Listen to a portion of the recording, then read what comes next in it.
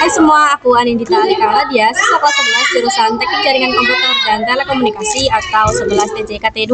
Pada materi kali ini, aku akan menjelaskan mengenai IP address dan subnetting. Selamat menonton. Nah, di sini kita sudah sampai ke materi kedua, yaitu mengenai IP address dan subnetting. Nah, jadi di sini saya akan menjelaskan bahwa IP itu ada dua versi. Yang pertama itu versi IPv4 dan versi IPv versi 6. Nah, di sini itu misal di sini ada 3 kasus, yaitu ada IP dengan IP 192.168.1.1/24, kemudian yang kedua itu 172.168.5.1/26, yang terakhir ada 10.10.10.70.27. Jadi 24 itu prefix dari IP ini. /24 itu adalah prefix atau total IP yang bisa dipakai. Selain prefix, kita juga harus mencari subnet mask, IP broadcast, dan IP range. Nah, caranya itu, untuk mencari subnet mask itu kalian cari total IP-nya dulu nih. Di sini total IP-nya itu 3. Jadi di sini untuk rumusnya itu 32 dikurangi prefix. 32 itu sudah paten dari sananya. Jadi ini itu 32 itu karena untuk IPv4 ada 32 bit. Jadi 32 dikurangi prefix. Nah, karena prefixnya itu 24/24, jadi 32 dikurangi 24, yaitu hasilnya itu 8. Kemudian 8-nya ini kita pangkatkan dengan 2, di mana 2 itu adalah rumus paten dari sananya. Di sini yaitu 2 dipangkatkan dengan 8, yang dimana hasilnya itu 256. Kemudian untuk subnet masknya itu di sini 256 dikurangi 256. 256 ini sudah paten dari sananya, sedangkan 256 yang ini adalah hasil dari total IP yang ada di sini. Di mana di sini hasilnya itu 0, yang akan menghasilkan subnet mask yang berakhiran dengan 0, yaitu 255.255.255.0. Kemudian untuk IP networknya itu 0 karena 256 dikurangi 256 itu hasilnya 0. Kemudian untuk IP broadcastnya itu 256 dikurangi 1, yaitu di sini adalah 255. Kemudian untuk IP range-nya itu ada 0 sampai 256, tapi karena dipakai buat broadcast dan 0 juga dipakai untuk network, maka di sini menghasilkan yaitu 1 sampai 254 saja yang bisa dipakai. Nah, sama halnya juga untuk yang 172.168.5.1/26. Jadi /26 itu adalah prefix atau jumlah IP yang bisa dipakai. Nah, untuk rumusnya itu sama, itu 32 dikurangi prefix, yaitu di sini kasusnya 32 dikurangi 6, yang hasilnya itu 6. Nah, nanti 6-nya ini kita pangkatkan dengan 2 pangkat 6, yang hasilnya itu 64. Nah, kemudian untuk mencari subnet masknya itu seperti biasa 256 dikurangi hasil dari perpangkatannya tadi, di mana di sini itu menghasilkan 192. Nah, jadi di sini untuk subnet masknya itu 255.255.255.192.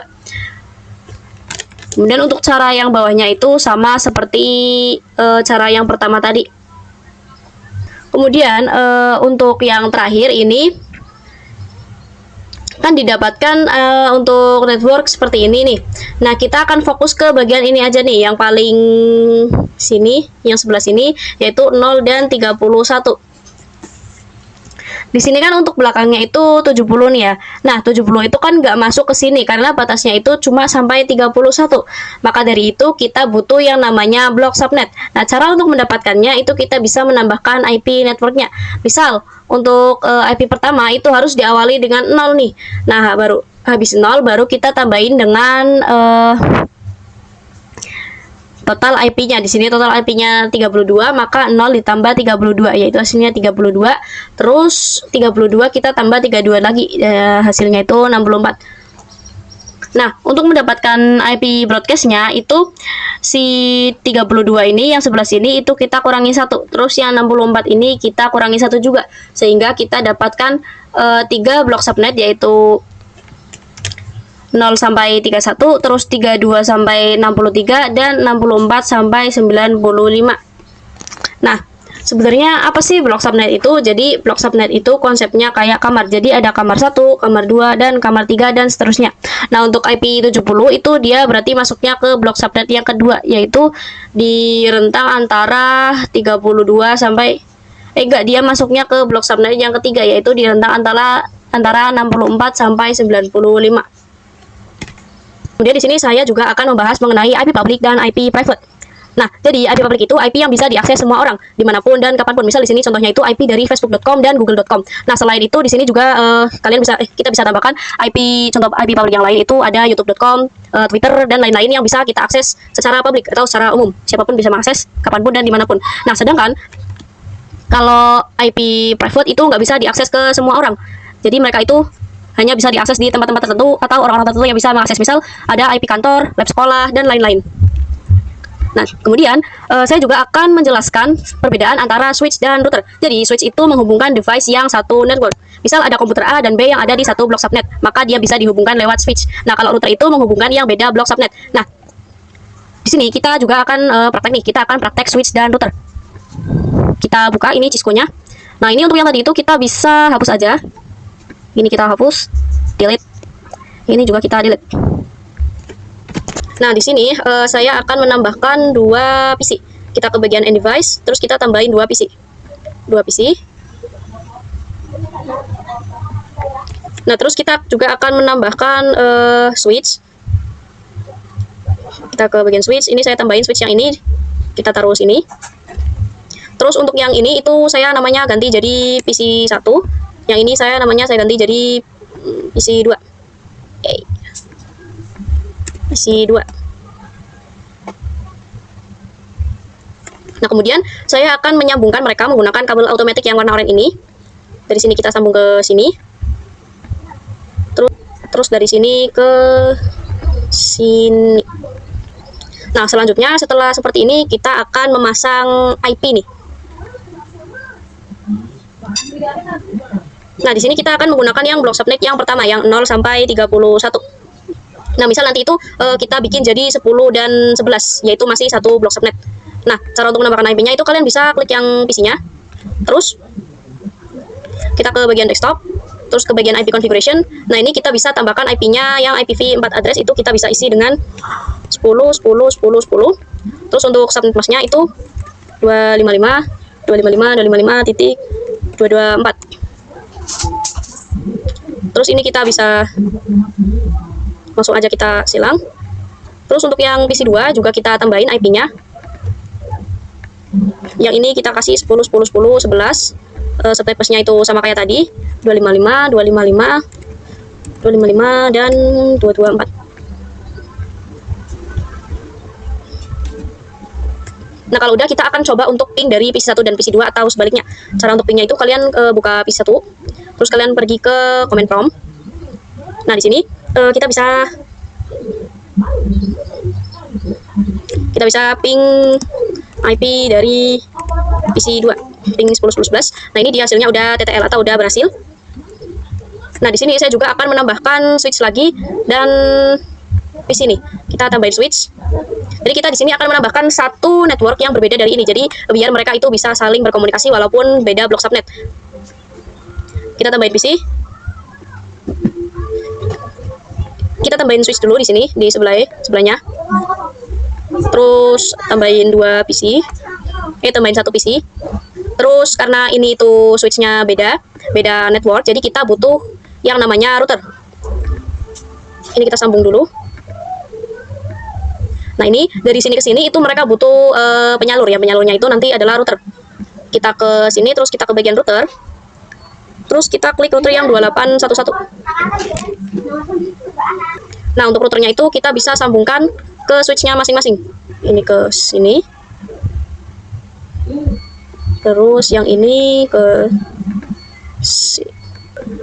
Oh, ini untuk PC-nya kita tambahin 2 lagi. Kita ke bagian end device. Terus ke PC, ini kita tambahin ada 3 PC berarti di sini. Terus kita sambungin ke switch-nya.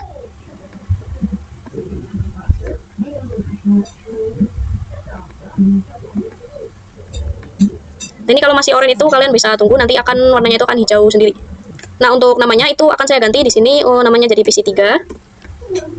Yang ini saya ganti jadi PC 4. Terus yang ini saya ganti dulu karena namanya nggak boleh sama. Yang ini saya jadi PC 5. Terus yang ini baru PC 4.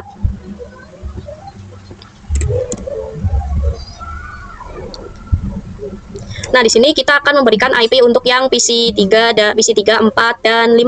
Di sini kita akan menggunakan blok subnet yang kedua, yaitu yang 32 sampai 63. Langsung saja kita buka untuk PC 3-nya.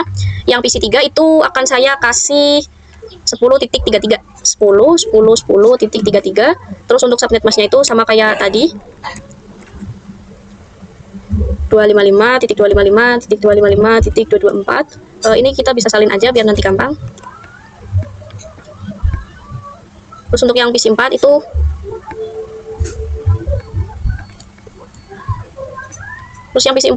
IP-nya 10.10.10.34 34. Terus untuk yang ini itu IP-nya 10.10.10.35.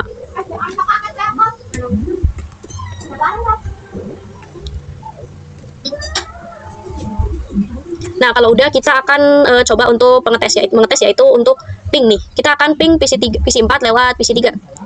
Langsung saja kita buka komen promnya, kita ping 10.10.10.34. Nah, ini dia hasilnya itu pasti TTL karena dia ada di satu blok subnet atau satu network yang sama.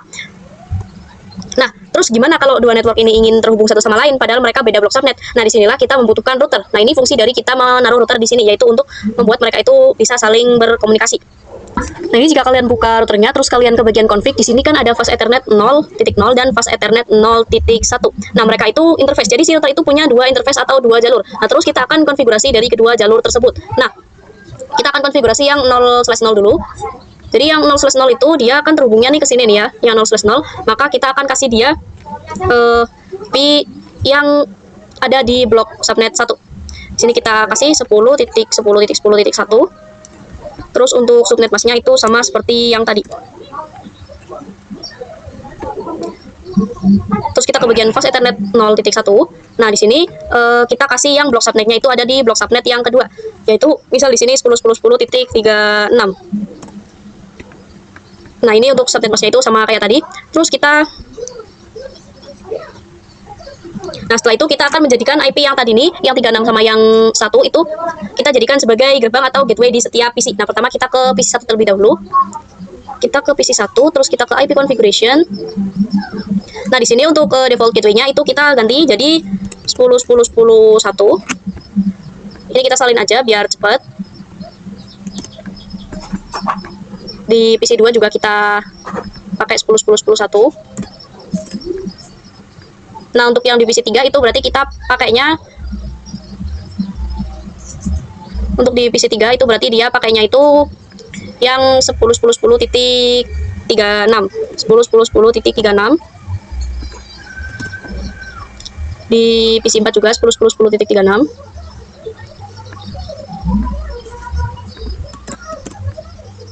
Terus di PC 4 juga 10.10.10.36.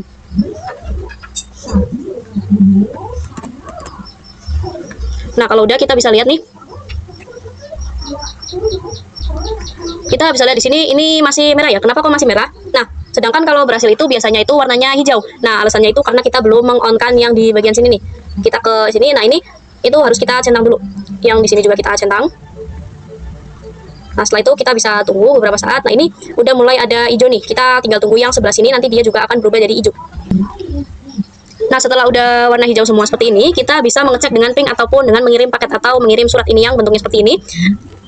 Nah, di sini saya akan mengirim dari PC 3 ke PC 4 yang mereka itu satu network. Kita kirim dari sini ke sini. Nah, ini dia itu successful karena dia itu sudah jelas-jelas ada di satu network yang sama. Nah, sekarang gimana kalau yang beda subnet? Di sini saya akan coba untuk kirim dari PC 1 ke PC 4.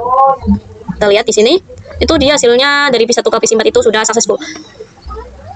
Jadi itu saja materi yang dapat saya sampaikan. Terima kasih sudah menonton.